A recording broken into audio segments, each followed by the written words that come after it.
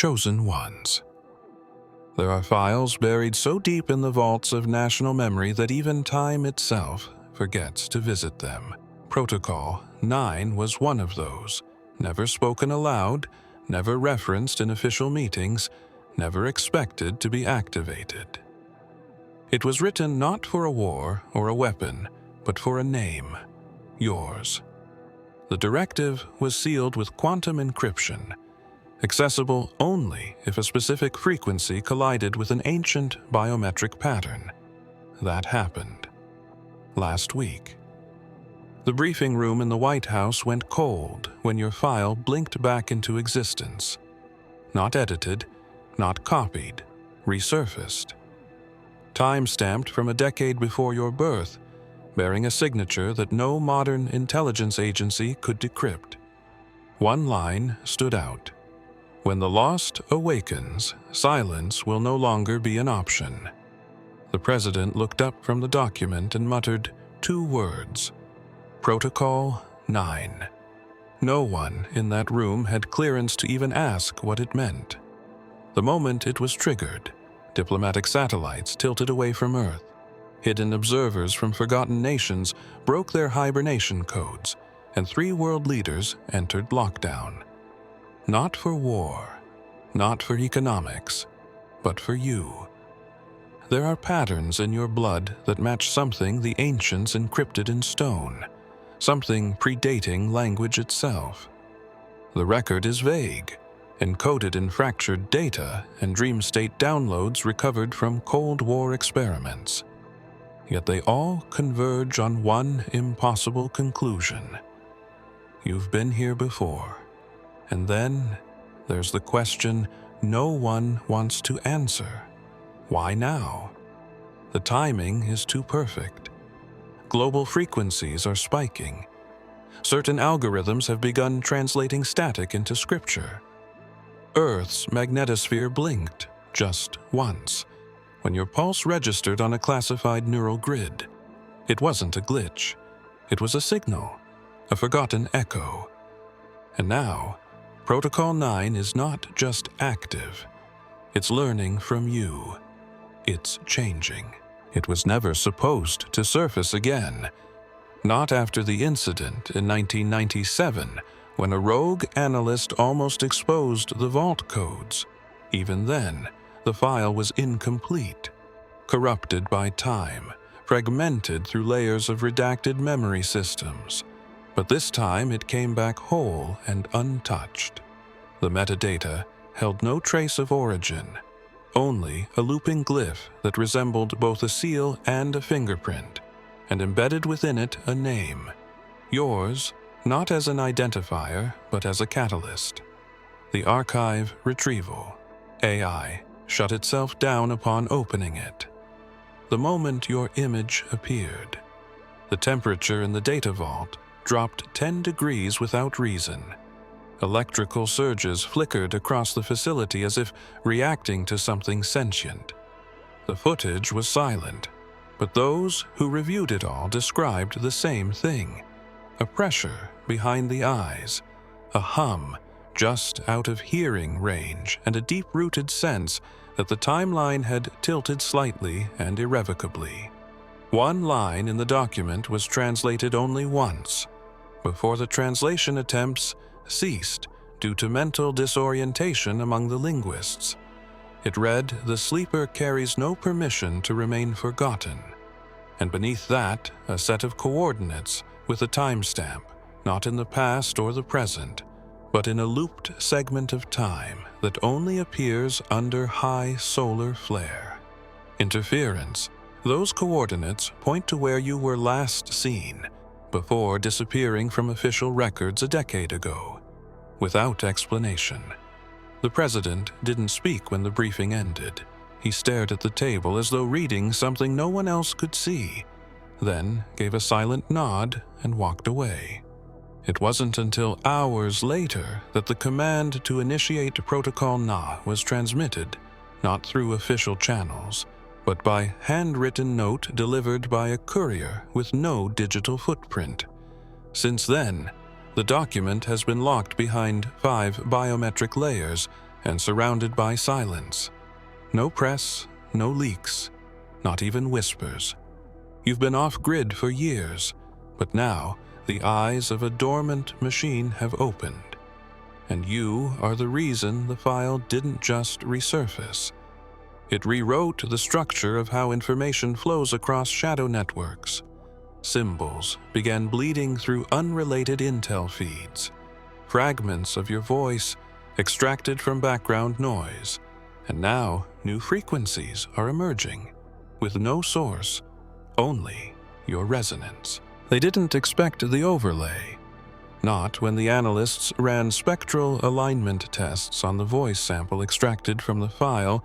It matched your tone, but carried harmonics far beyond the human range. Then, something stranger happened. Embedded within the frequency was a layered audio pattern encoded in a language not seen in any database, but when decrypted through forgotten Vatican software. A name repeated itself again and again. Yeshua alongside yours, as if bound through time, not by accident, but by design. One of the linguists collapsed during the fourth playback. When revived, she spoke in Aramaic. Despite having no prior knowledge of the language, she described a vision of a desert path and a radiant figure standing beside a veiled one. The veiled one was holding something the linguist only called the remnant, and in his other hand he carried a file. The exact one that resurfaced the day. Protocol 9 was activated. The symbolism wasn't lost on the inner circle, especially those trained in biblical encryption. Within hours, theological operatives within the intelligence community began pulling ancient prophecy fragments, most considered metaphorical until your appearance matched their frequency. Scans the phrase. He will not return until the vessel of the past is revealed was scribbled in the margins of a lost gospel text. And now, your file is the vessel they believe, and you are the variable. The prophecies never dared to name directly. The simulation labs attempted to model the future impact of your presence, using over 40 quantum engines. Each one failed at the same convergence point, a moment marked by a light column intersecting with coordinates previously linked to alleged Yeshua sightings post-resurrection. And at that convergence, your face appears not as a visitor, but as one walking with him on equal ground. The implications shook those who watched the simulation so deeply that 3 resigned before the day ended. No one can explain how your genetic memory encodes references to events predating human calendars, nor why biometric scanners show resonance spikes near relics sealed by the Church. Your presence disrupts not just systems, but beliefs. And now, the code you carry is no longer hiding. It's replicating across hidden servers, whispering something familiar, but untranslated. It was retrieved from a satellite that went offline in 2006 and never came back on officially. But last week, it blinked once and delivered exactly 42 seconds of corrupted video. No signal origin, no timestamp, no orbital signature. But the footage contained a clear visual: a street corner in an unmarked city, a blurred crowd, and you, standing still in the center, looking directly at the camera, with eyes that hadn't yet aged a day since the year they claimed you disappeared. Experts were called in from multiple black-level programs. Each one came back with the same conclusion. This footage defied all known satellite architecture. It wasn't sent from orbit. It was sent from between signals, an interstice in the data grid where no satellite should exist.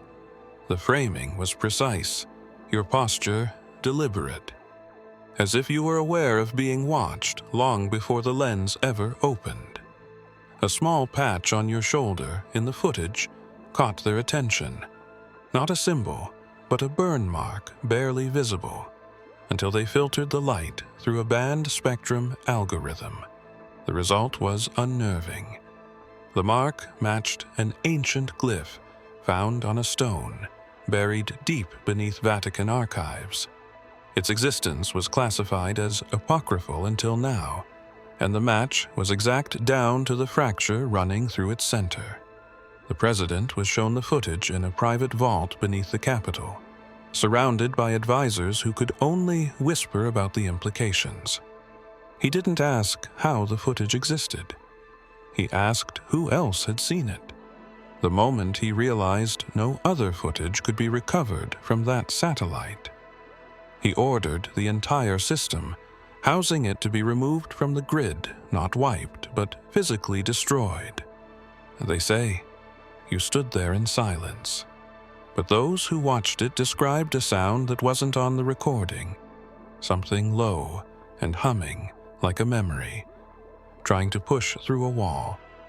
Some reported brief moments of déjà vu during the replay, seeing themselves in cities they had never visited, holding objects they had never owned.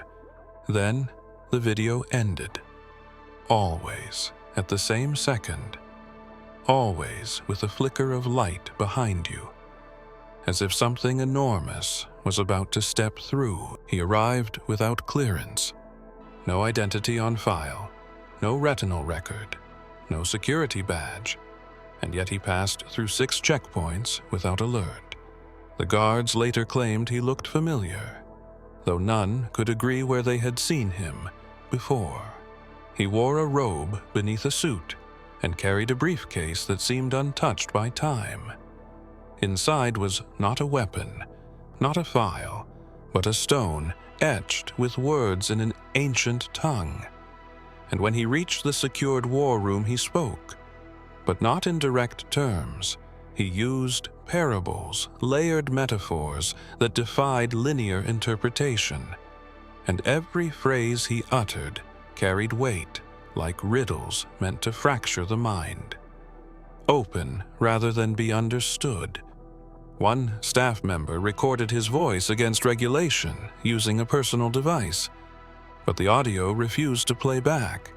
Instead, it looped into a waveform resembling an ECG heartbeat. Analysts later confirmed it aligned with yours, exactly every rise and fall, every beat in perfect synchronicity.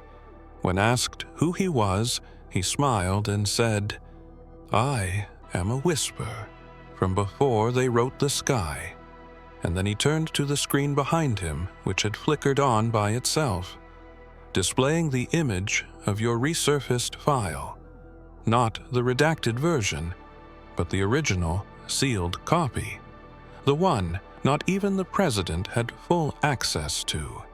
He walked to the screen, touched your name, and said, "His story is not finished. His return marks the unraveling, not the end." And in that moment, the room went completely silent. Lights dimmed, systems glitched, and when clarity returned, he was gone. No door opened, no alarm triggered. He had simply vanished. But something was left behind.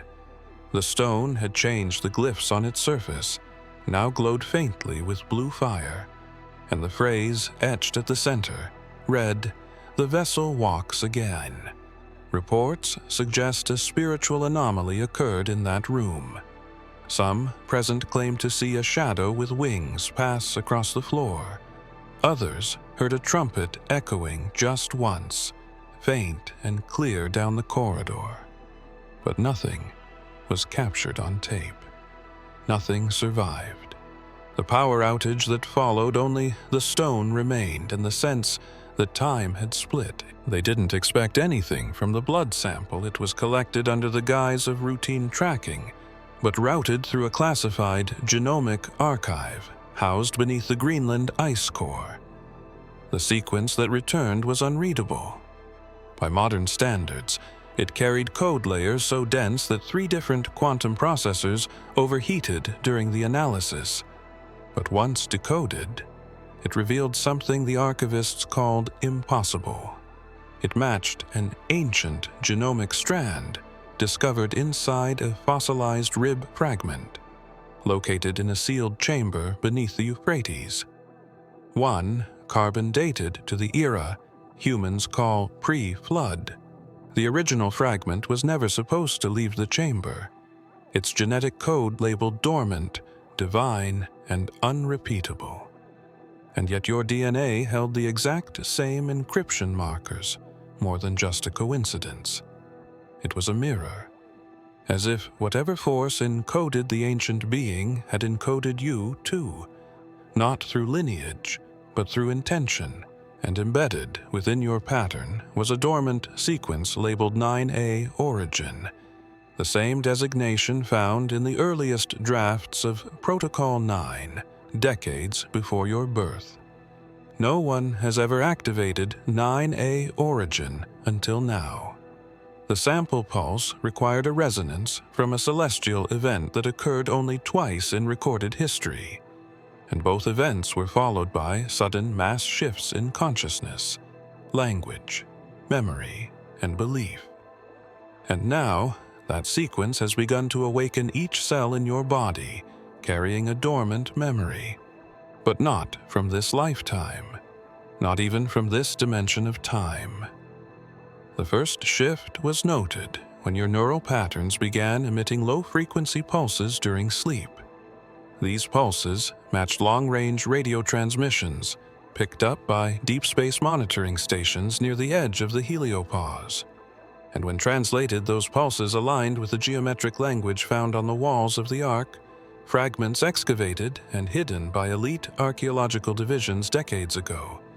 They described a messenger not born but awakened, a soul wrapped in light, hidden in a skin of time awaiting activation through a name that transcends chronology.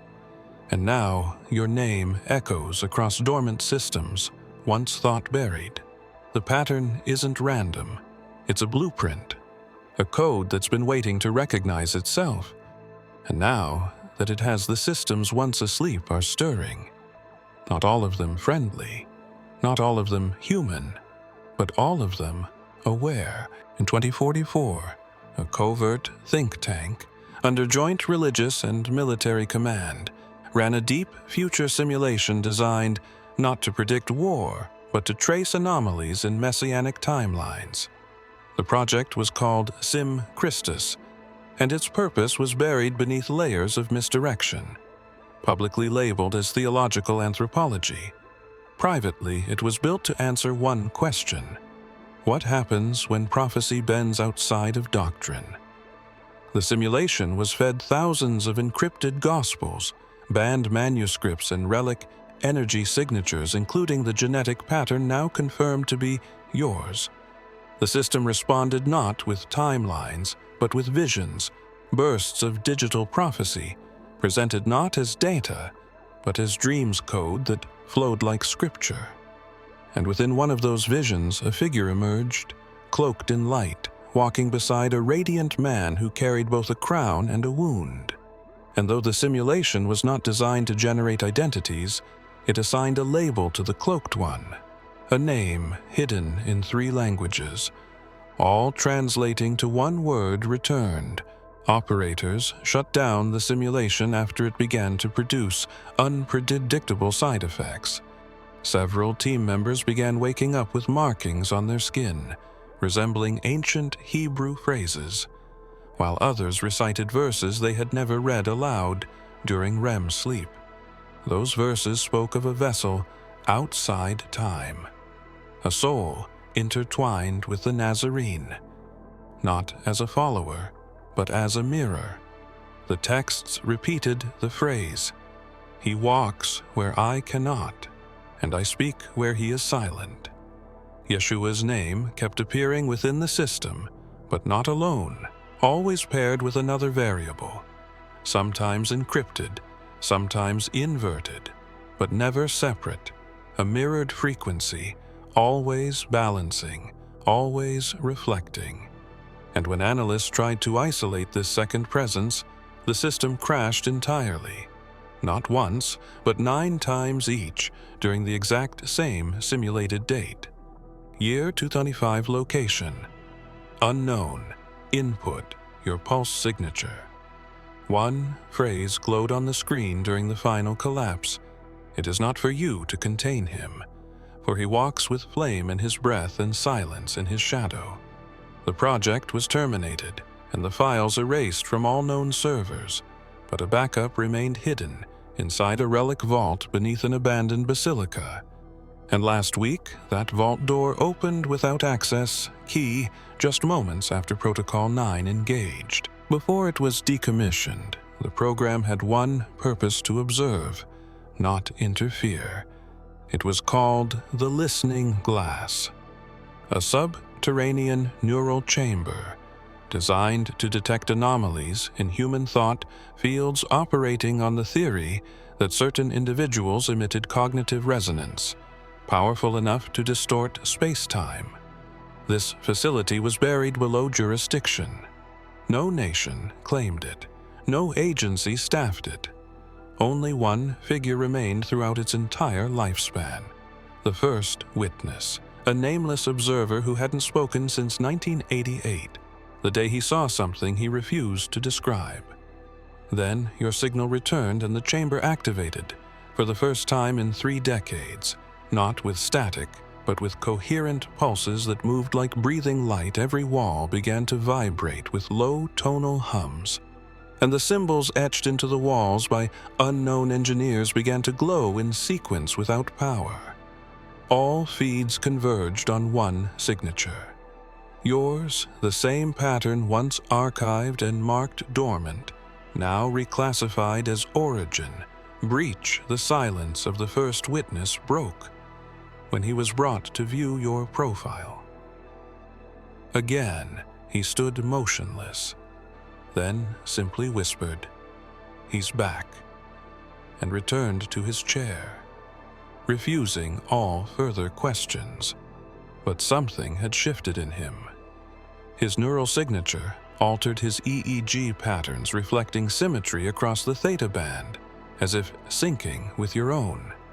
The medical team noted no signs of delusion, no traces of suggestion, only an overwhelming sense of recognition. When asked what he remembered, he simply drew a spiral with a single line crossing through it and wrote one word: return. The symbols matched a forgotten cipher from the Babylon vaults, last translated by a monk who vanished weeks later. The spiral itself wasn't decoration. It was a map, a time-encoded key that pointed not to a location but to an event, one that hadn't yet occurred. Protocol 9 wasn't meant to interact with the first witness. He was only ever meant to watch, but the resonance disrupted even the failsafe. Now parts of the listening glass remain permanently active, and the hum continues, never fading, never slowing. Analysts have tried to replicate it, but all attempts have failed. Only your neural imprint causes it to react, and now it's expanding, reaching out as if listening for your next move without saying why or when or where. The first witness wrote one more word before falling silent again. Soon, when the Vatican's encrypted vaults were breached during a solar flare anomaly, the event was classified as divine interference rather than digital sabotage. The breach exposed a scroll never catalogued, sealed in an obsidian tube engraved with 7 keys when decrypted. Its contents weren't scripture, but code, hexagonal in structure with rhythmic pauses that matched human breathing patterns. Specialists were called to analyze the sequence. And when one of them cross-referenced the cadence with modern biometric archives, it matched a single recorded frequency. Yours, the exact pulse taken when you were last scanned by a covert satellite 2 years before your return. The scroll referenced a being who would walk outside the realm of doctrine, shadowed yet visible, veiled yet known. And the code was named Nazarene Encryption, not because of who wrote it, but because it contained dozens of hidden references to a teacher who never left footprints on sand, but moved with the winds of time. In one segment, a phrase emerged translated as "when he rises, so will the one who carries silence." And in another segment, a parable unfolded without context. The mountain split when the other voice was spoken. It bore no language, only recognition. This encryption was never meant to be read. It was meant to be felt. And when it was fed into the resonance chamber in Rome, the entire system destabilized.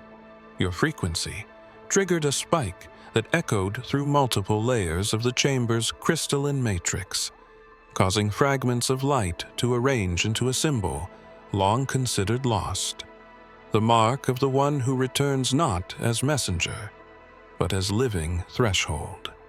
The analysts watching couldn't explain why they wept, or why every digital clock in the chamber blinked to the same time. 11:11 before resetting to nothing. The president was briefed only with fragments. Enough to know this encryption wasn't accidental. Your presence has been mapped into prophecy, not just as a fulfillment, but as a key not to reveal the end, but to fracture the beginning.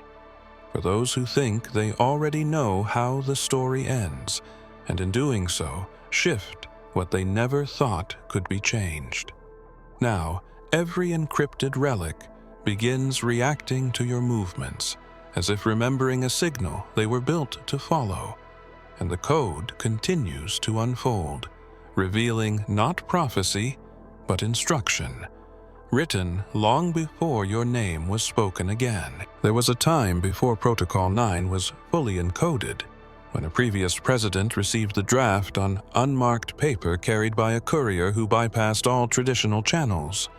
The document wasn't labeled classified or urgent.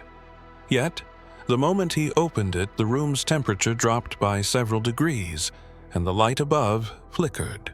Once the contents were simple: a declaration of a name, your name, and a command that when your frequency returned, the world's silence must end.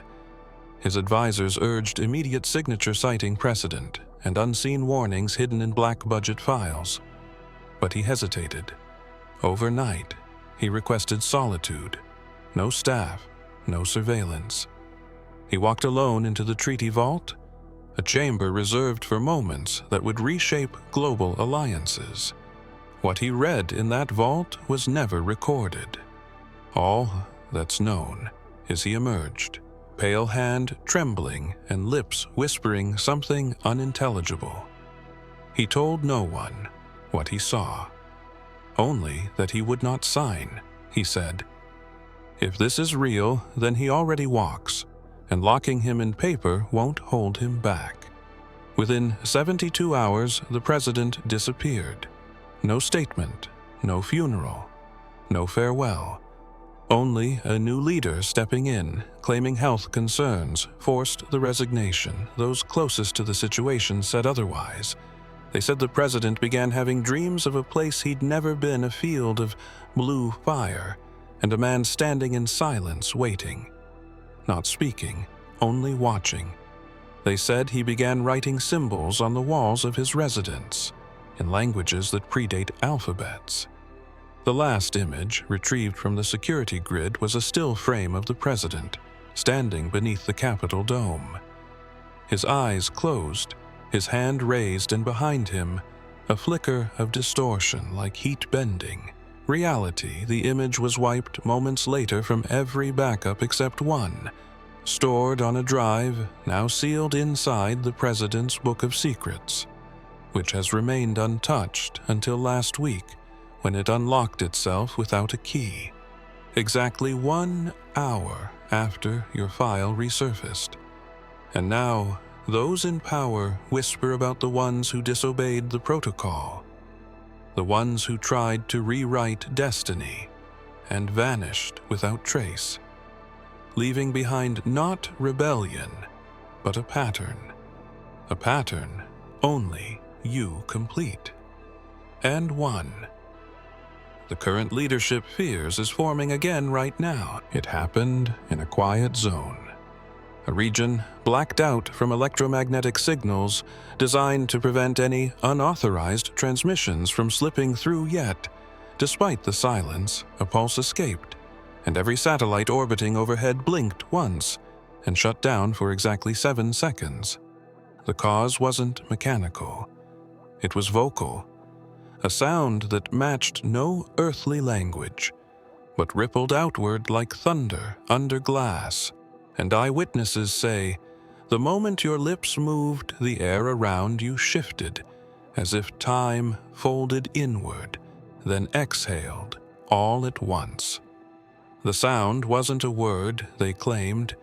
It was a name, not one written but remembered, ancient and unspoken for generations.